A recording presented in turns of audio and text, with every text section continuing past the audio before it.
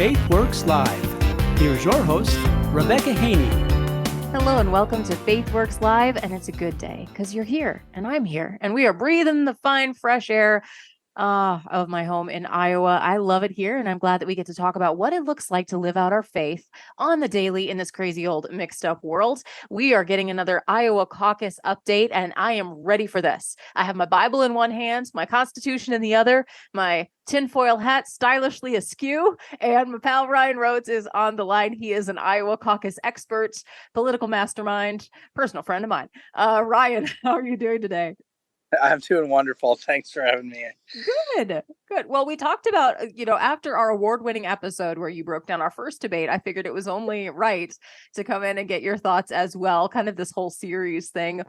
You got to follow along. It's like you can't be a fan and just watch one game or just watch, the games where you win. You really have to carry on for the whole series. And I kind of feel like that sometimes, like the diehard fan on the front row that may be a little embarrassed of the jersey, but I still keep coming to the games.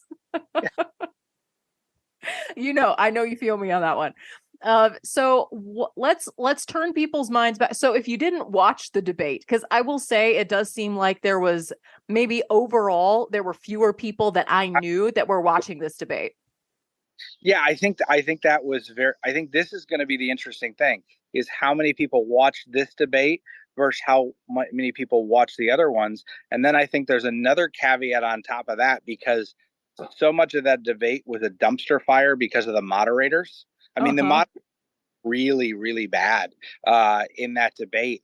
And because of that, I think it's possible, like you had almost two debates in and of the debate because in, like, for instance, like Ron DeSantis didn't barely talk in the first 30 minutes, and then like in the last hour, yeah, he talked more and did well, right? But like they were throwing it to everybody else. Okay. And so Nikki Haley in the first half of the debate, for instance, very, very good on stuff, didn't get into issues that might be problematic. In the second half, she got squabbly with Tim Scott and back and forth. So like if you watch the first hour versus if you watch the second hour plus, like I think it was almost two different debates, but the entire time the moderators didn't really bring up issues that our actual base cares about or really moderate it properly in a way that was giving the people who somebody cares about actually on the stage. I mean, does anybody really care? I mean, Chris Christie, Berger, like these other people aren't necessarily even making the third debate necessarily. They're going to have to try to like push their way in. And they were all these questions to that bottom tier, almost like, hey, let's go get ourselves another debate. Well, and that's really interesting that you say that because at some point it does kind of become a numbers game. I believe in open debate. I want to hear everyone's ideas. I am that idealist in that way. But at some point, I remember I was watching it with my husband, Matt, and he was listening to what Doug Burgum had to say. And there were a couple times where he goes, yeah, that's a good point. I like what he had to say on that. And I think that's valuable for the benefit of the content itself. But it's also that many minutes away from someone who's actually going to be president or going to have a chance of being president. So the pragmatist in me, because it's in there somewhere down deep, says, okay, but why is he on the stage in the first place? Yeah, I think Doug showed like he's a good guy. He actually had a lot of great points, if he was running for president in 2008 versus Mitt Romney and John McCain and all that, versus all of them, you know what? Maybe a big, hey, Doug Burgum, the guy, right? But he's kind of, he didn't say anything wrong, didn't do anything. He got a lot of time. I'm sure he helped himself. But once again, like you said, like, okay, maybe he gets 2 points out of this, right? He's still at 4 or whatever. And so we're still down there, not in an area that's like really ready to ready to step up. And yet at the same time, him getting all that time distracts from who these people are, who the others are. Because, and I will say, I think you can give, I think really outside of the Trump, I think you can give Haley, Scott, Vivek, and DeSantis in there. I think that's really your grouping of potential people who, even if they're like lower, like, okay, we can hear from these guys. That's really probably what the next debate should be. Nobody else is like in the conversation. So I think that can kind of be there. That being said, Scott may have to fall off in that after this debate because it was, he got a little bit more fire than previously, but didn't really I can't think of one thing memorable or that he won, whereas Vivek, I think, came off a little bit more adult than he had before in the first debate. I think it was a little less just like bam, bam, bam. And then I think DeSantis also, for me, the most memorable thing for him was when he talked about the abortion issue and showed it, because I think Trump's abortion comments are the first kind of crack in, like, we're going to leave the door open again. And particularly in Iowa, I mean, that's something that's going to have an effect. Now, when you translate that to the campaign and the super PAC, for the life of me, I cannot figure out why the super PAC is still running Harvard ads and not, hey, Ron DeSantis did a 6-week thing just like Kim Reynolds, and he's pro-life. He's the most pro-life candidate in the race. Doesn't make sense to me, but I guess that's there. Right. Well, they really should lead on that. And I think if I were in the DeSantis campaign, which I'm not, but I'm on nobody's campaign. I am an island unto myself. So you get an honest take. That's what you get. I get no paycheck. You get an honest take. But I think I would absolutely be running on that. I would take his debate performance, which I thought was an excellent answer. I was thrilled with the answer that Ron DeSantis gave, in particular because he was bringing it up and he was, talking about some of the issues that pro-lifers have with Trump. It's based on what he said, and this is a number one issue to me and to many other Iowa voters in the evangelical camp, the values voters camp, and so that's going to matter in the Iowa caucuses specifically. So they should take that answer and they should just play that as an ad. I'm seeing a few ads, but really, like you said, they should play off of Ron DeSantis and Kim Reynolds' popularity here in Iowa. I think that would go wonderfully. It also directly, contrasts his leadership style and his principles with Donald Trump's own words and where we're going from here. And you need those clear contrasts. So many people are afraid. I think that was the craziest thing in that first debate, is that almost nobody actually went after Donald Trump, who wasn't on stage. And we can talk about that. We can make sure to mention him as well. We've got to in this conversation. But on the debate stage, it was like the elephant in the room that was the elephant that wasn't in the room. And now they're finally, the moment that they draw those strong contrasts, that's what I think the voters are waiting for from someone like a DeSantis, is he needs to be bold and just come at the situation head on. Now, one thing I noticed, he was positioning himself in several of his answers to say, we need to not fight amongst ourselves as Republicans. We need to take the fight to Joe Biden. We need to talk about the future of the country. We need to, save the nation that we love from this dismal failure of leadership, and that the Democrats are the real foe in that. And he repeated that kind of positioning several times. Do you think that was smart? I think it's a good transition point, but honestly, I think there's enough. This is a primary. In a general election, it's different. I think my biggest critique of DeSantis's debate performance is he didn't jump in enough. He allowed the moderators to kind of take over until later. He was very good in the second half, but until later, he kind of just stood back, and it was more of it. It's true. It was adult in the room. Okay. Like, he was there. He did well. There was no like flubs, but I would have liked to see less general election stuff and more primary stuff. Like, let's go and do this. Whereas, like, people are scared to attack Trump, and I think there's reason for that. But when you draw the distinction on life, that's an issue, fully issue based. No personal attack, nothing else. This is me. This is him. He attacked me on this.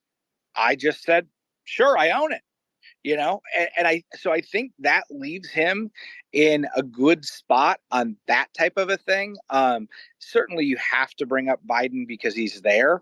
But I barely. Barely. But I almost thought that not bringing Newsom in, like, hey, I'm going to debate Newsom. I'm about to debate Newsom, who could very well be like, bring him in, bring him out, almost promo yourself for the other thing you're doing. Just get a little bit extra hype in there. I thought that part was a missed opportunity. Speaking of Newsom and all of this stuff, it infuriates me that Republican senators, like, look, is Cindy Hyde-Smith a fine person? Sure, okay, but Gavin Newsom does BLM, Planned Parenthood, pro like left wing stuff, lesbian, and that's who he appoints for the U.S. senator. And then when we get an opening, we appoint Cindy Hyde-Smith that nobody even remembers, right? Like, you're right. It's in Mississippi. Okay, California, we give them that. Okay, if Mississippi was Pennsylvania, okay, but like, it's Mississippi, California, virtually the same, right, left. Can't we get like a Mike Lee or a Ted Cruz or a Rand Paul or somebody, like, appoint us? We are so much worse at the left than this. Like, give us somebody. I mean, come on, can I have a crumb? No, sorry, no, we cannot. It got out of my head today when I saw that. I was like, they always win on this. They always get it, no matter who it is. They're like, let's go with the left wing loon, all there, hit every potential. I mean, they get another open seat. We're definitely getting a trans. Yeah. Oh, well, I'm surprised it didn't happen this time. Honestly, as I was looking at the headlines, I'm like, please don't be a man. Please don't be a man in a dress. Please don't. I mean, I don't know. I'm like, which boxes are they going to tick? Honestly, I guess it doesn't really matter. I mean, if that's California, just go hog wild, man. I'm in Iowa for a reason. But I want them to go hog wild in Mississippi. The left gets to go hog wild. Give me my like cake too. You know, right. Fine. Birthday cake.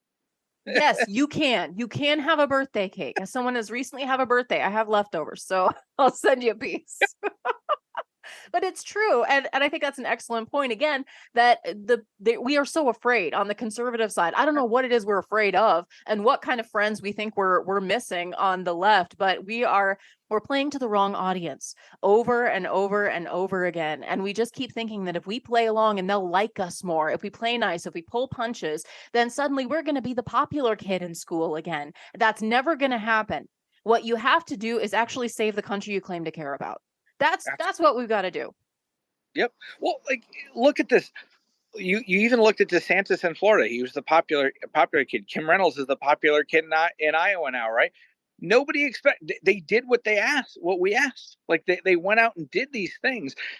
The entire theory around that is you actually get to become the popular kid if you do the things that people are looking for, and not just like, oh, well, I'm going to kind of run among the pack. We'll let some other, like, well, in this case, dunce leader who can't even barely stay on stage forever. You know, like, come on, guys, this is so ridiculous. It's not even just policy. Like, policy, I want all of that stuff. We want all of our issues, okay? But so much of the time, it's literally just like falling over your own feet just to try to grovel to somebody who's not even there. It's insane. Yeah. Well, and I really want to pivot and ask you about what's going on in Washington, D.C. with the spending, the almost shutdown that wasn't, the continuing resolution and all of that. But I don't know. I don't want you to burst a blood vessel. So look, obviously we control one part of Congress, not both, and they have the presidency. Okay, they're not going to do it. Nobody wants shutdowns supposedly or everything because everybody's terrified of those. But at the same time, the other problem is we can't get on the same page. I don't think that all the Republicans there are going to do it, but you can push the majority. We moved Speaker McCarthy to the right at the start, and then you go out there and our own side of, say, the 20, the 25, or whatever we want to call the grouping of people that are going to give us kind of closer to what we want. You know, like, we can't even get them on the same page to go, okay, we're going to pick these issues and shut this down. We're going to ask for this and put it up. Instead, you had like three factions of our own side doing stuff and all over the place. And then, you know, I know Matt, you know, he's a friend, but like Matt Gaetz. Gaetz. I I don't necessarily think that I don't think he talked to anyone else before he went and did that thing. And whereas I think had they gone that route, like he would have at least had some backing. But now you had like pockets of different things. And the other problem is every single one of these people have national media on a speed dial. Okay. They can call the Levins, the Becks, you name it. Okay. They can start being like, hey, this is the fight we want to do and prepare it. Okay. Because they go on their shows, they got their cell phone numbers. Mm-hmm. Why aren't you calling them up and being like, this is the fight, right?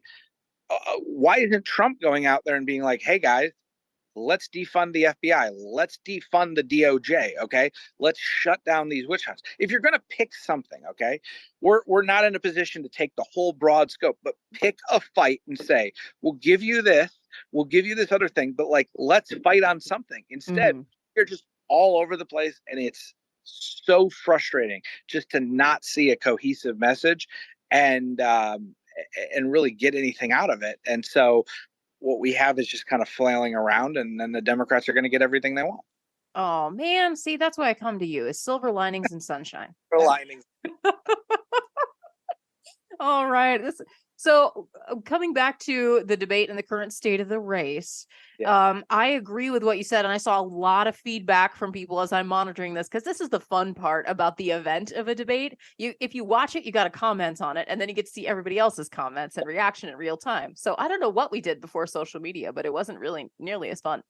And so I saw a lot of folks that basically stopped watching probably about half an hour to an hour in, because of the way everyone was talking over each other. It was just a cacophony, to use my word of the day. There was so much going on. There were like 4 or 5 people speaking at once. There was no sense of control, or I mean, you couldn't hear anybody. At some point, you just could not understand the answers, the words that were coming out of their mouths. And I think a lot of people got sick of that and said, okay, if this is what I'm in for, then I'm done. I'm done with Fox. I'm done with all of these people on stage. And I guess, I don't know if they're saying Trump it is just because of that one experience. But yeah, I know a lot of people clicked off. Yeah. Well, so that's the thing. And that's where, like, obviously the talking heads had a different take, right? And overall, over the course of the whole thing, who won the debate? Like, I think clearly Ron and Nikki had the better nights. Vivek came in there. I think, like I said, they talked about Tim Scott having fire, but then also kind of like went back and forth in that catty stuff. But if you just watched that first half hour, 45 minutes, all you got was just junk. People talking over each other, and like, if half the people tune out and go, I'm done, I'm gonna go something else, well, then nobody won. And that's the problem. It's like nobody's getting a leg up. And having watched it all, I kind of feel like that's where most people were. Is at the end of the day, I think maybe people can hype themselves up after the debate, and like, you see coming out, other people read that news, this person won. And so, but I don't think the debate itself moved people. Maybe the spin afterwards did, but it was really, I mean, I watched it because I am an animal. Same with you, like, we can't help ourselves, okay? Right. But even I was like, oh my gosh, I almost want to turn this off. It's so hard to watch. And so, like, if I'm saying that, I can only imagine what the rest of the people, like you said, are saying. So I can't see that this thing is giving somebody a bump. Right. Hopefully this one's much better.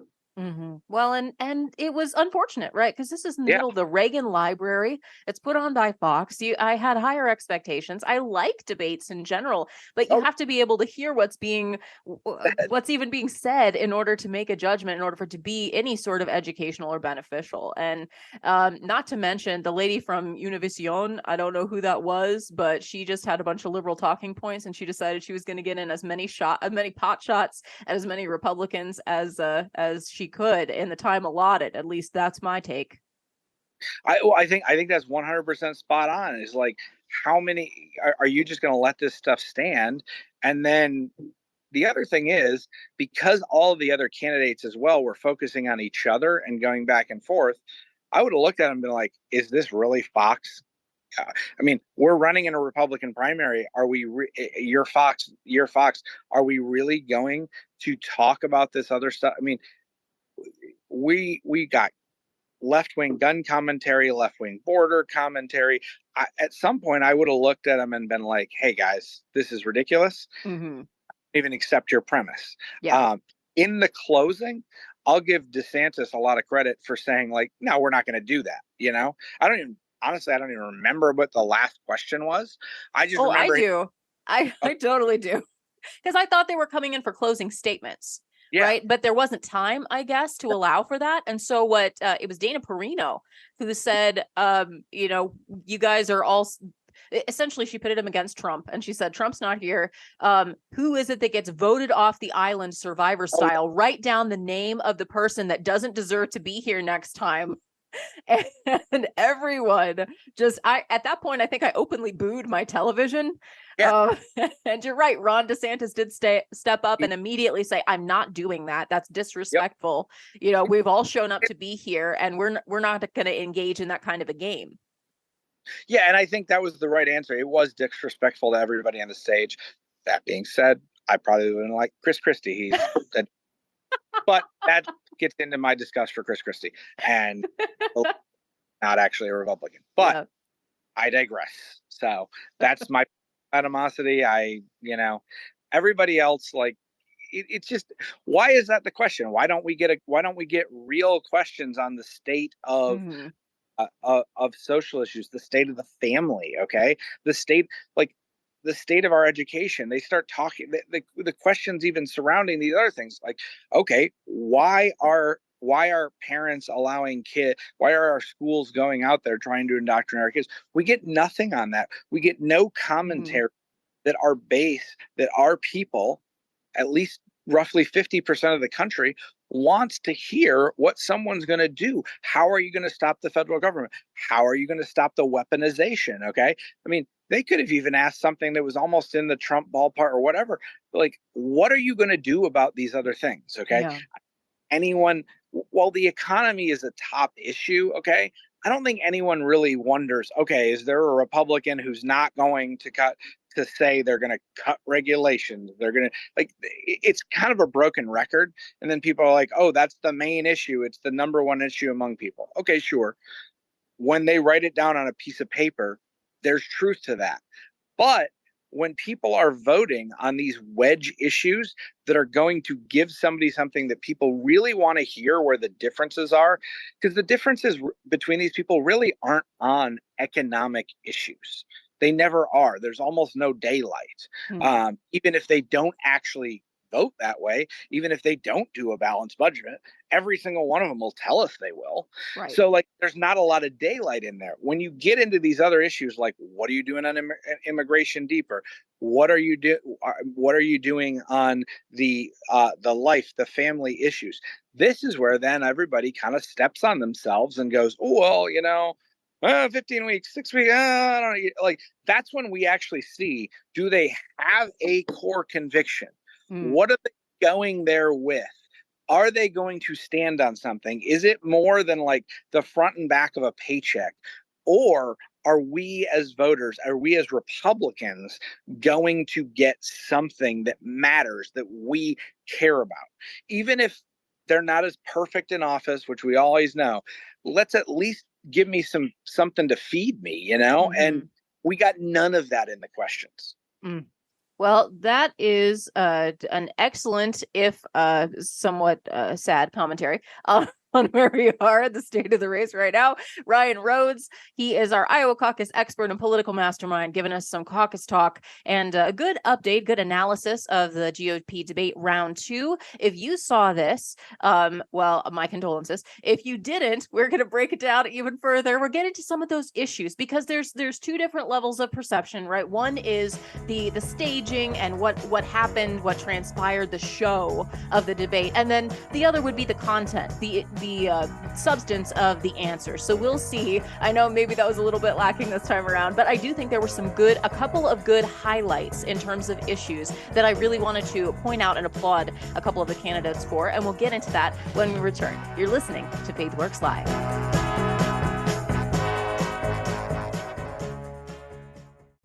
In today's world, security has never been more vital. And at FaithWorks Live, we're proud to partner with VeriGuard Security. It's a professional physical security service, and they're really raising the bar in security and private investigations. Whether you need a team of professional officers to protect what you have worked hard to build, or their mobile security units for multiple properties or large locations, from business or corporate properties to your home or neighborhood. Perhaps you've got an event coming up. They secure quality security coverage for events large and small, because it's about peace of mind and protecting you, your family, your team, and your property. Settle for nothing less than the best when it comes to your security. You shouldn't have to compromise. When it comes to security, you can trust VeriGuard. Contact them today at verigard.us. That's VARA guard.us. For security service, you can trust VeriGuard.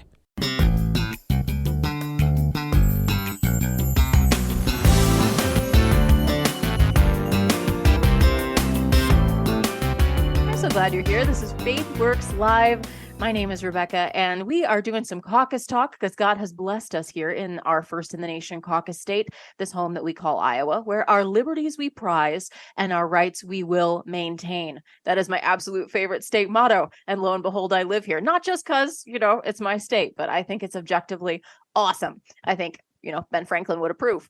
Ryan Reynolds is on. Nope, I did it again. Ryan Rhodes is on our line. Sorry, strike that, reverse it. Ryan Rhodes is on our line today. He's an Iowa caucus expert. He is one of our favorite political masterminds, and he gives us some great analysis. Sometimes he's even backstage, within spitting distance of some of these candidates. No, do not spit at Chris Christie. I'm just putting it out there. Just don't. You just turn the other cheek. Don't do it, Ryan. Out, but temptation is great. I understand. Oh, that's for another day. But the this second GOP debate we've been discussing and analyzing, and we'll get to I call him the elephant that wasn't in the room, and that's Donald Trump, of course, and what he did instead of the debate, and where we think that might be, and get Ryan's take on that. I did see a couple of good responses. So if you could get past everyone screaming at each other, and everyone had a giant, carnival-sized club to smack Vivek over the head with, because he came out swinging in the last debate, and he was a more toned-down version in this one, and then suddenly, Tim Scott just pulls out a clown hammer and kablam right across the proverbial forehead for him, and Nikki Haley piles on, and it got real ugly there for a minute, unless you like wrestling and WWE. That's the political version of that. So go ahead. It's funny jumping in here. I think it was either his opening statement, or if you can call that, because they didn't really give opening statements, but it was his initial one or his second one. Vivek actually had a very, very strong open related to almost pivoting over to the issue where men can't be women and women can't be, that type of. So I think he came out strong on that, but then everybody else kind of attacks him. It's very clear Nikki Haley cannot even stand him being in the room. Yeah.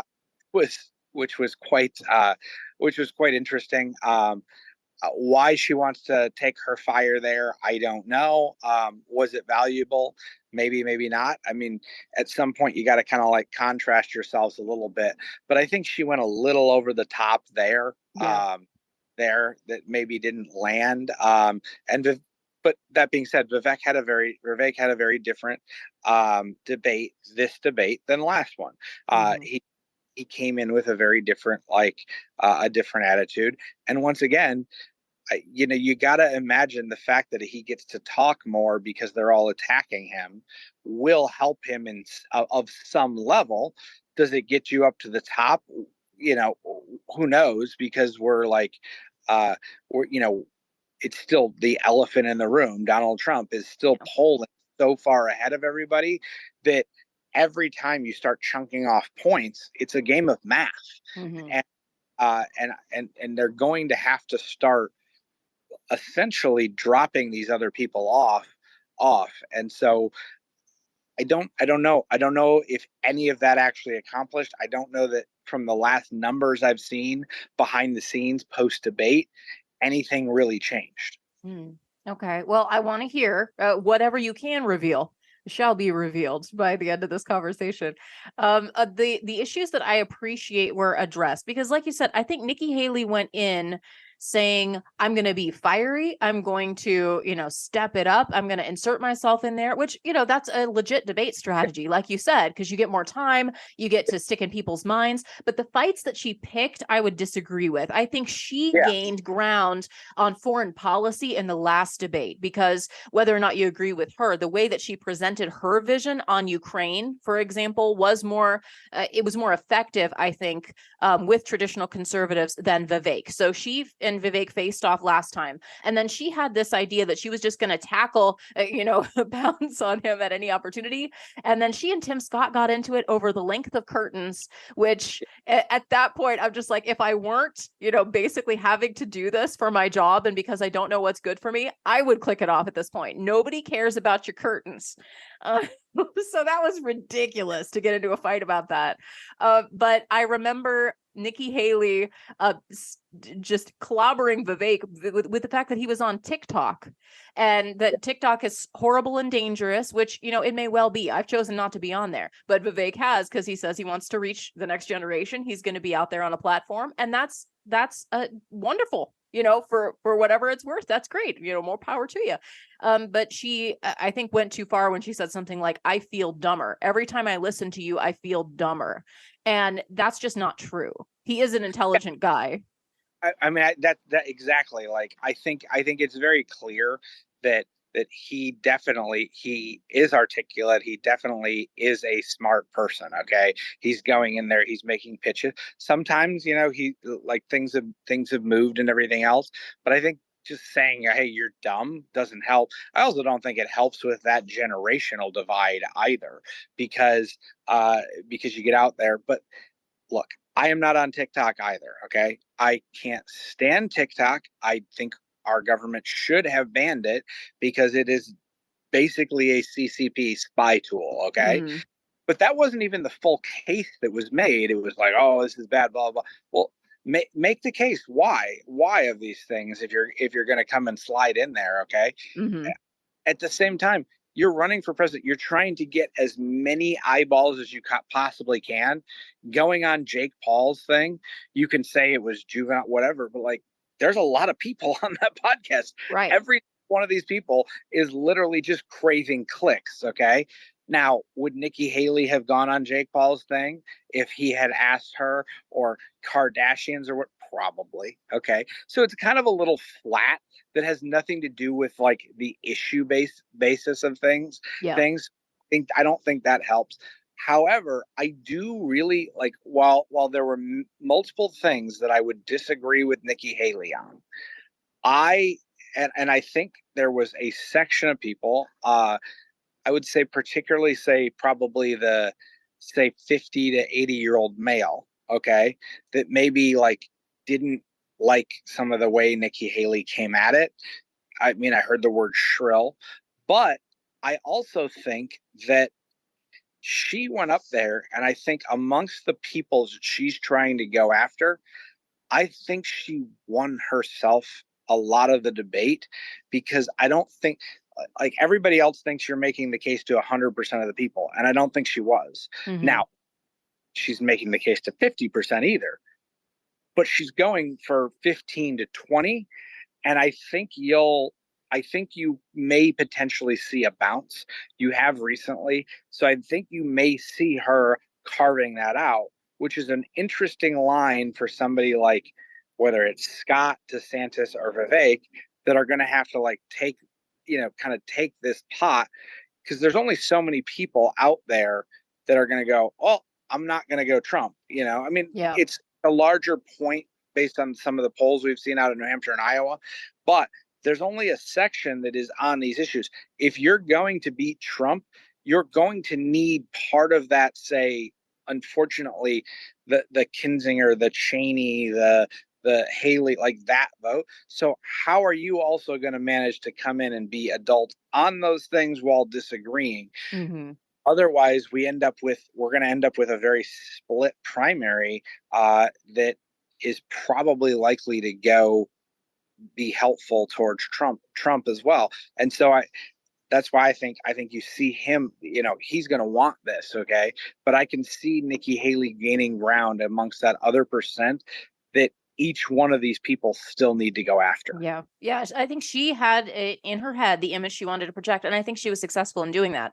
She wants to be the competent, no nonsense, take charge, moderate, executive, friend of business. I get it done. I don't get sidetracked with these social issues or the things that cause disagreement. The things that I care about as a values voter. A Republican last night. It was or a few nights ago. Like that's what it was. She was the perfect chamber Republican. I've never said that as a compliment before, but maybe it is. Thank you, Ryan. I don't know. So I think she helped herself as far as that goes. I think Chris Christie came across looking very goofy. And he, again, my question always is why? Why Christie? Why Doug Burgum?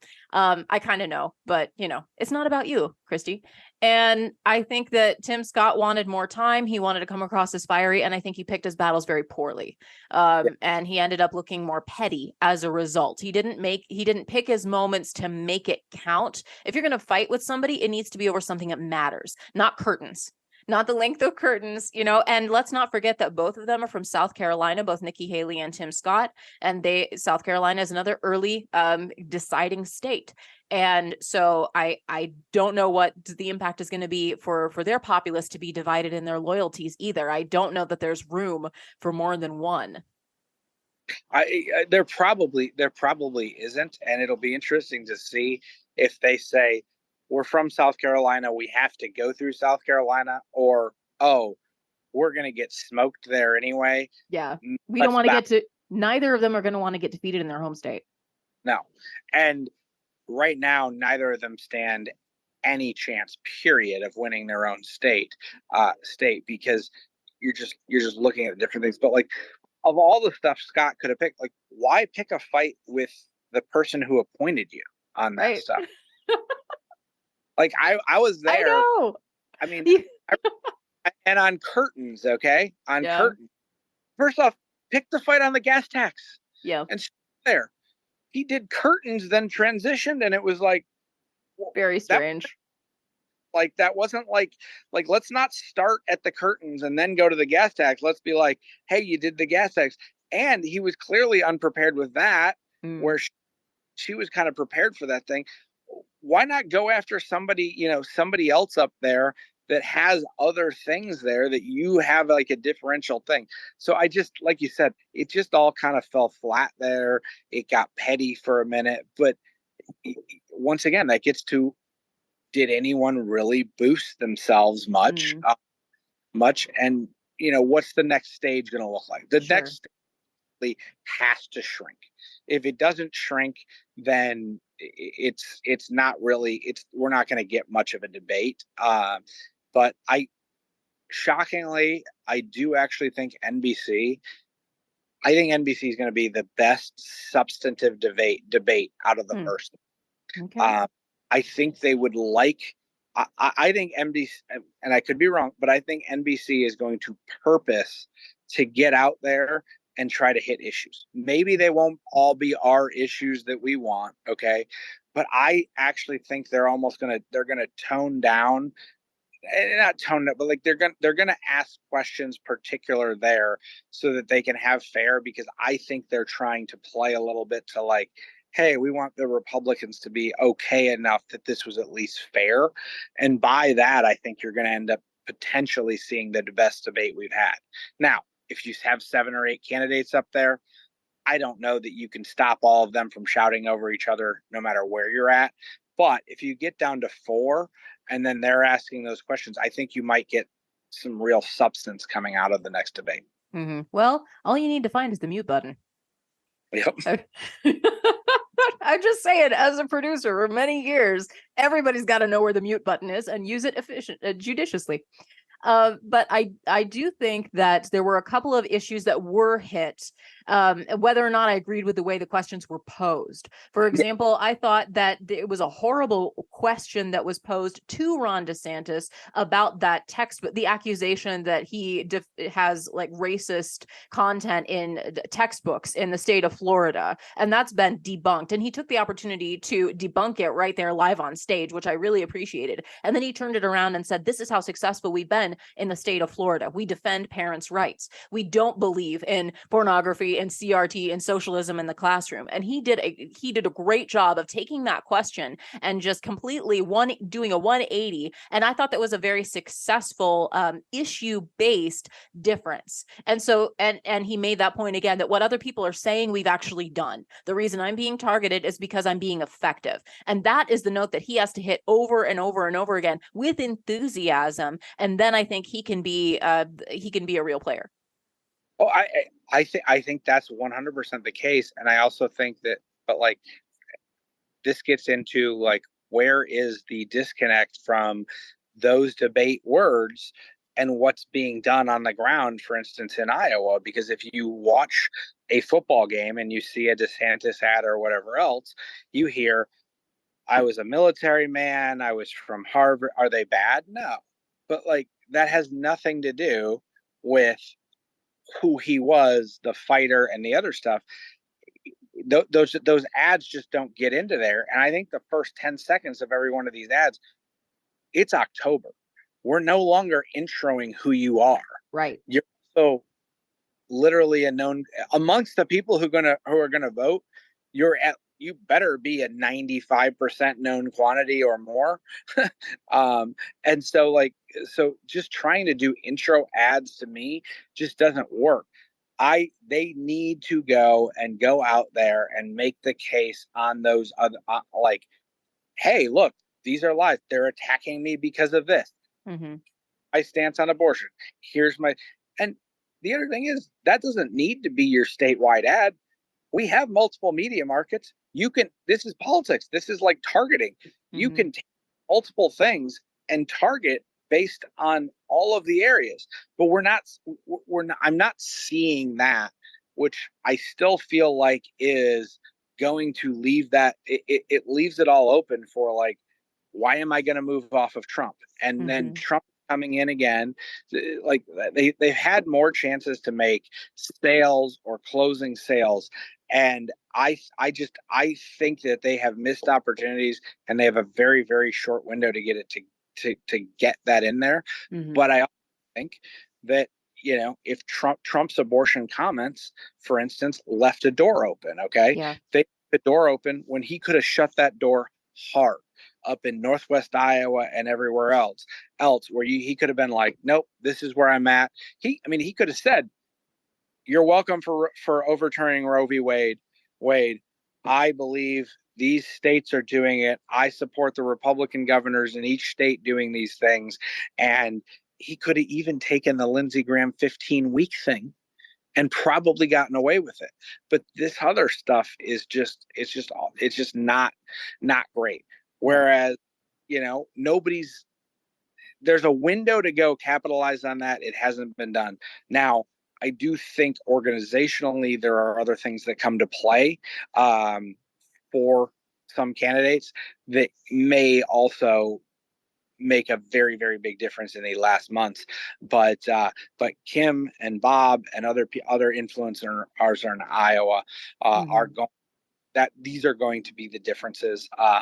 And I do think that as Trump comes in, he's clearly making an effort to come back to Iowa more.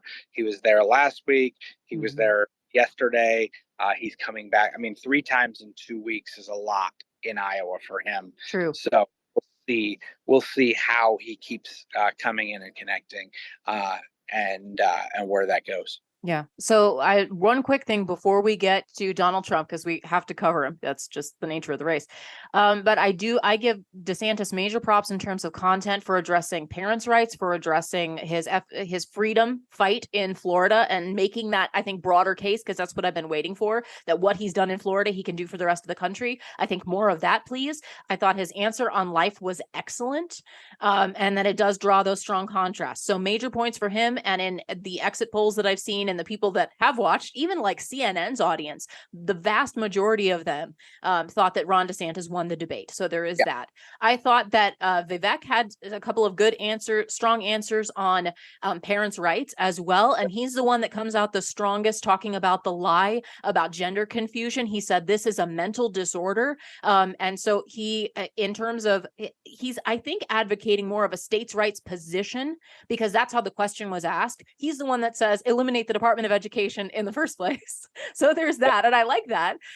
There's a lot to like about that approach. But then he is standing very strong for parents. He just didn't come across, I think, as effectively as he did in the first debate, at least to my eye, because he ended up being more defensive. He was trying to take a more gracious 11th commandment approach. In fact, he even said that. And so he can't go out, and which was a huge contrast, because he was the attack dog in the last debate. And now he's like, can't we all just get along? And so everybody else wasn't having none of that. But he did have some good answers on parents' rights in education, as well as addressing both the mental illness capacity for the influencing of children in terms of gender, that we can't, just change our gender. And he talked about the drug trafficking and the demand for that, and needing to address the demand in order to fix the broken immigration system, the, Swiss cheese of a border, he calls it. So I thought that was effective. Yeah, I would agree with that. I think jumping in there on those issues, it really does touch things that people are looking for answers on when they're not getting them. Mm-hmm. We'll see what the questions become later in the next debate. I don't know that you're going to get the questions worded from our standpoint, but I do probably think that they are going to hit these hot button issues, and we'll have to see how these candidates respond. And anybody who's bringing this into the forefront, who's talking about it, I'm here for that. Like getting in there and addressing these issues when there is nothing more important than stopping this child mutilation and this gender confusion, and as he said, just completely out. It's just out and out, just wrong to do this. If we're not addressing it, like anybody who wants to bring that up at any point, I'm all here for it, because I am 100% pro-life, and I'm so glad Roe was overturned. But as it goes, and as we deal with this, with Roe as it is, and the issue of abortion, I think that the transgender thing is the new abortion issue, in terms of, from a federal side, from a, like, if you can't stop, one, if you can't be born, nothing else happens. Two, you can't make it through your childhood without somebody trying to take away your innocence and mutilate you. There's no life beyond that. It doesn't, no taxes, nothing else matters. And I think these are truly the most important possible issues on the stage. I get it. They're not issues people want to talk about most of the time. But if we don't do this, if we don't hit those things, I just don't believe there's a way that God can bless America when we're doing that to ourselves and our children. It's the existential crisis, at the risk of an overused phrase. I think that's truly applies there. All right, I promised it, and I will deliver. What is your take on the man who wasn't there, Donald J. Trump? He chose instead to go do some rallies. He was up in Michigan. He's been in our fine state of Iowa several times, here quite recently. Your thoughts? You like how I asked that? That was the most open-ended question I could think of. I certainly don't think he got the bounce that Tucker gave him on the first debate, where he was in the conversation, because in general, there was some other little traffic about it, but he didn't really get a big bump in terms of just, we're talking about what Donald Trump did. It was almost more pre-debate that he was even going than the words he actually had there, or the event. That being said, because so much of that debate was just people shouting over each other, I don't really think he lost out by not being at the debate. I think he probably maintained. The question is, at some point, is he going to have to show up, as it gets closer and closer? At what point do people say, no, the field's been narrowed?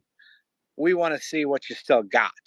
And so I think that's setting the stage. And DeSantis going on Hannity afterwards and saying that, I do think is going to be is going to give a little bit of a it's going to give a little bit of a push there. So we'll see.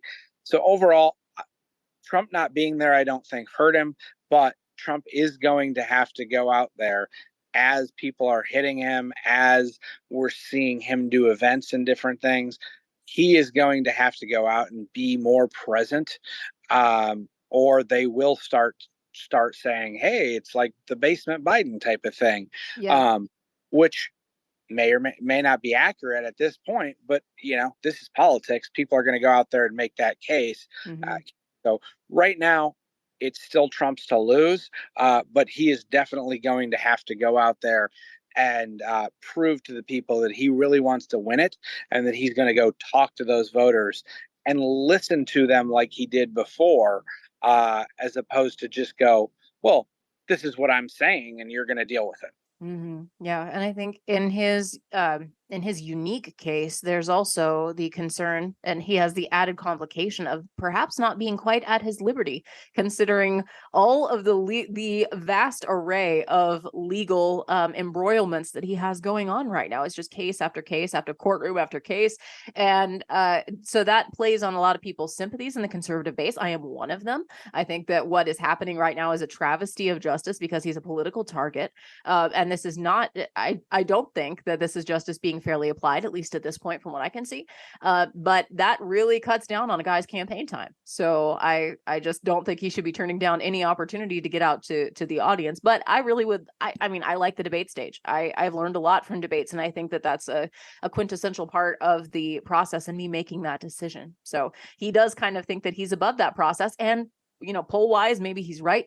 But I would still like to see him give his honest words to the American people, and come up against any criticism that his competitors have to say. The one I'm really looking forward to, quite honestly, is Gavin Newsom and Ron DeSantis.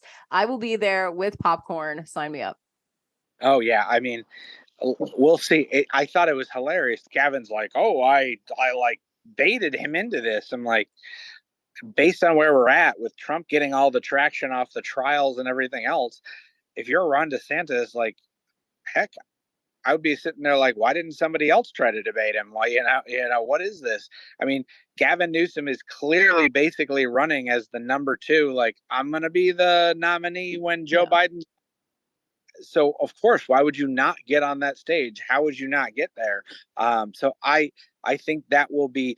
It is certainly risk reward, but at this point, I think the risk, the reward, potential rewards can vastly outweigh the risks, particularly when you have Hannity monitoring. But granted, Hannity's gone a little too pro Newsom, and Newsom's like trying to reinvent himself. But so we'll see. But study up, call him on his stuff, maybe pull a picture out of maybe pull a little thing out of your pocket and be like, wasn't this you in that fancy restaurant when the rest of the state was shut down? Yes.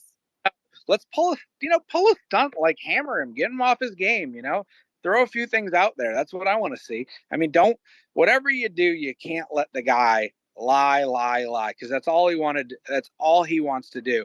And he can so-called say, oh, well, I don't think we needed the extra trans law. I mean, clearly that signaled he's running.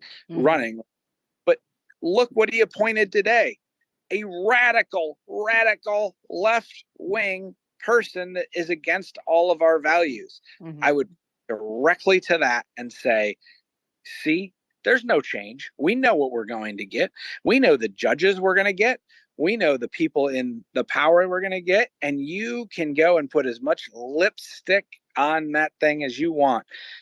We are not getting an America that we can be proud of unless we fight this stuff. And I think that's Ron's going to have to get out there and really at that, because he has to remember that as much as this is a debate between him and a Democrat, this debate is for his Republican primaries, not a general election. Absolutely. Not to mention, like, pull out a scroll of signatories of everyone who's left California to flee to the freedom of Florida and say, here, Gavin, here's your popular opinion poll. All the people that left Yep. your state of liberal wacko, nirvana to come here to where you can breathe the free air in Florida. And we don't penalize you for living the American dream. Here you go. I would love to see something like that. That's a mic drop moment. Absolutely. And you don't get credit for rolling back COVID restrictions after every single person in the entire world rolled back COVID restrictions. Right. See, there's that political mastermind that we know and love. Ryan Rhodes, our Iowa caucus expert, as the sun goes down on our lovely home state of Iowa. So much. Ryan, thanks for being with us. And we'll check with you, the next time there's a debate or something. Definitely. Sounds good. Thank you. Thank you for listening. Let us know what you think too. Maybe you agree with that analysis. Maybe you think we missed something really big. Well, let me know in the comments down below. And I will link to the full debate. If you didn't catch it and, you've got truly, too much free time on your hands, I'll let you watch it and you can tell me what you think from there. In the meantime, remember, we have a mission. So let's be about it. Our mission is to love God, to serve people, and to live free. Thanks for listening to Faith Works Live.